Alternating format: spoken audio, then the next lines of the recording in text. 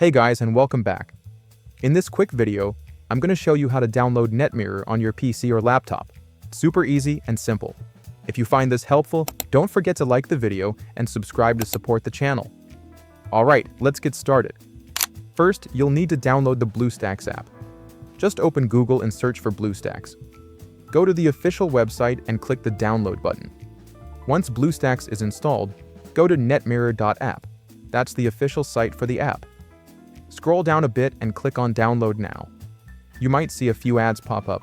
Just skip them and go back to the page. Then, click on Download Netmirror app again. As you can see, the app starts downloading inside BlueStacks. I've already downloaded it, so once the download is complete, click the file icon, then double-click Netmirror. BlueStacks will open automatically, and you'll see the Netmirror app right there. Just click on it to open, and you're good to go. And that's it.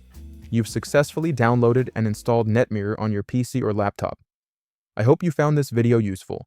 If you did, make sure to like, subscribe, and stay tuned for more quick tutorials.